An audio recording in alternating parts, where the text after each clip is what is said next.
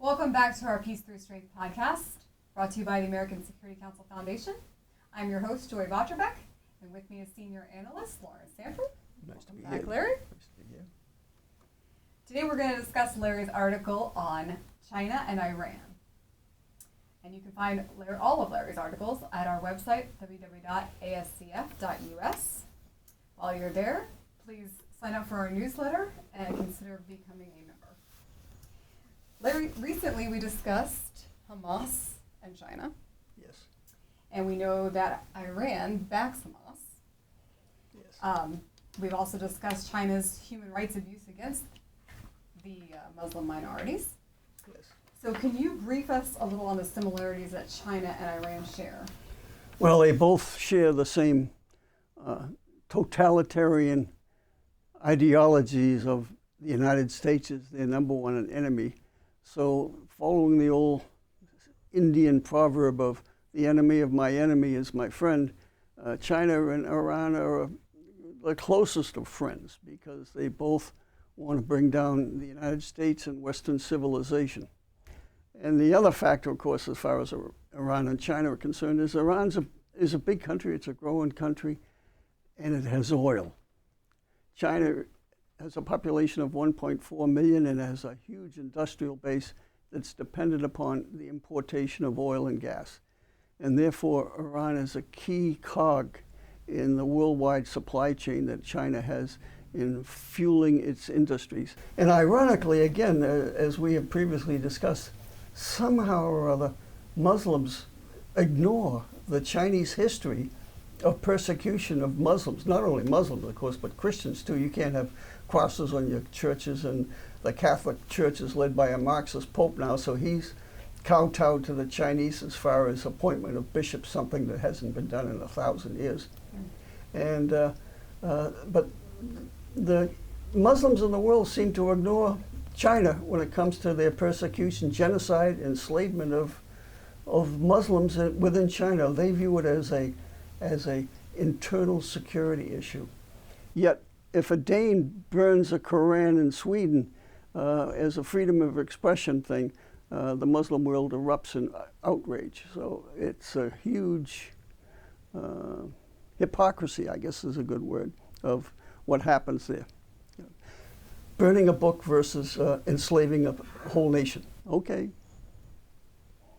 And you also state in here that both work through proxies to weaken and attack the United States. Also, both are sowing chaos throughout the world, and I would say that really aligns with us seeing the donations that are sent to American universities. Yes. And you quote Chairman Mao in saying that he says, "Great chaos is needed to achieve great order in the world."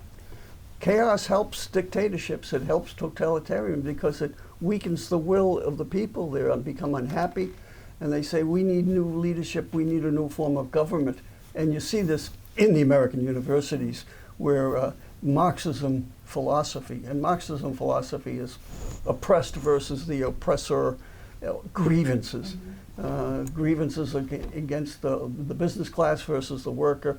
Grievances are white against the blacks. So it creates chaos, it creates hatred among people. I mean, as far as I'm concerned, the color of the United States are red, white, and blue. We shouldn't be addressing this whole thing of black versus white versus brown versus yellow.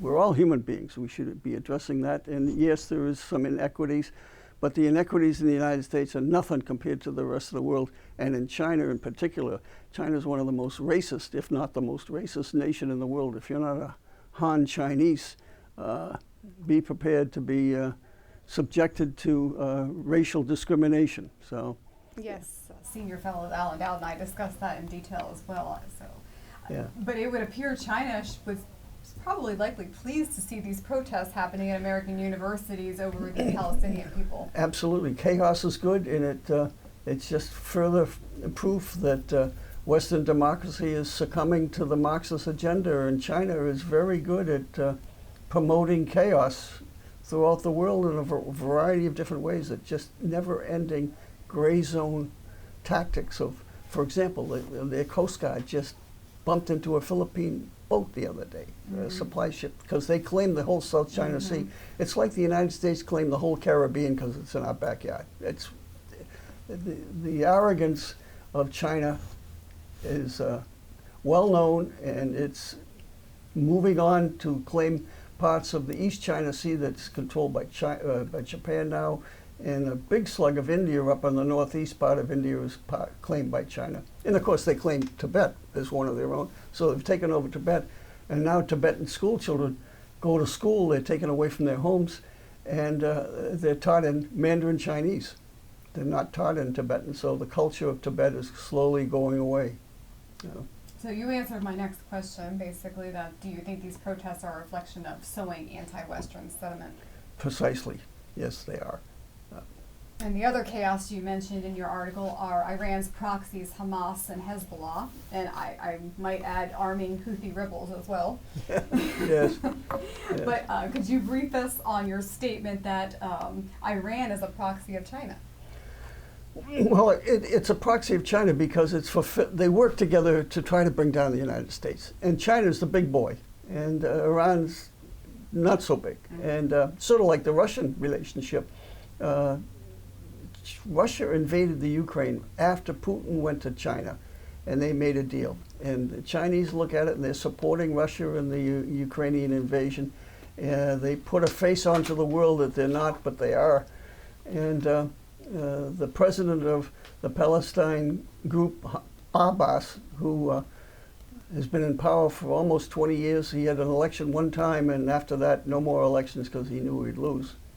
And he visited China just before this particular event. So you have to assume that the Chinese are saying, okay, guys, go out there and do your thing. And Hamas, the Hezbollah, ironically, Hamas is a Sunni group, and Hezbollah is a Shia group. Iran's Shia, the Palestinians are Sunni, the Saudis are Sunni, the Iranians are Shias. They hate each other, they blow up each other's mosques. But they'll get together because the enemy of my enemy is my friend. So they'll get together to go after the West and civilization, as they've been doing for 1,400 years, and forget their religious rivalry.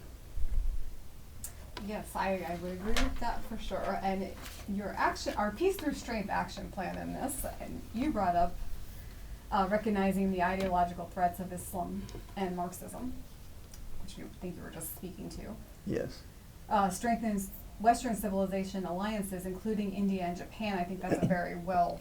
Yeah, one of the areas that you hear a lot about is the military prowess of China, and it's rapidly growing. There's no way that the United States is going to keep up with China as far as shipbuilding is concerned. But if you throw in NATO nations, Japan, Korea, and other nations, you know, we outnumber the Chinese and will for the foreseeable future. And also, I'm not a big fan of ships, big ships in particular, because I think in this day and age of drones and satellites and missiles, big ships like aircraft carriers, $15 billion, plus another $10 billion in the supporting infrastructure surrounding ships, the men, the materials. So you have a flotilla out there in Eastern Mediterranean right now. Each aircraft carrier group probably represents $30 billion each. So there's $60 billion, and you probably have 10,000 Americans on board all the ships around it. So you're talking 20,000 American troops, soldiers, sailors, on carriers that with missiles could be taken out in about 10 seconds. So I'm not so sure that's the way to go. But drones are going to change everything, and you can buy them on the cheap, and you have 1,000 drones going at a carrier. There's no way they're going to stop them. Sort of like Star Wars. Remember the Star Wars movie? And less human beings involved. Yeah, Star Wars. All those little guys floating around the battleship. Yeah. I think you're absolutely right, and as well as our satellites, it's space. I think space is, and China is very well aware, so that's probably the next up-and-coming space war, I would say. Yeah, and the thing we have to do is rejuvenate America, just like China is rejuvenating China. We have to rejuvenate America. And I've always been an optimist about the United States, not as optimistic as I used to be when I was younger. Well, if we recognize that they're sowing chaos as we're seeing now, then maybe the people will realize that this is chaos. They're purposely trying to divide us, Yeah. and that we can have faith in the United States. Well, there's a turning around. I mean, you have Mike Gallagher in Congress. He's addressing the Chinese issue. Some of the people in Wall Street are starting to get a little gun shy, especially since they can't get their money out. Every time I read an article about how an office of American company has been raided by the Chinese thought police, or that an investor can't get his money out, I say, okay, you get what you sow. You sow what you shall reap. So, Reap what you so, reap what you sow. yeah, that's it. Yeah. Well, thank you, Larry, for that brief on China and Iran. And to our listeners, you can view all of Larry's articles and our podcast at www.ascf.us. You can go also on our YouTube channel and our Rumble channel by typing in American Security Council Foundation. Please also subscribe to our newsletter and check out Larry's Substack. Thank you, Joy. Follow us on Facebook, Twitter, and Instagram. And join us again next time as we bring you more podcasts on Peace Through Strength. Thank you.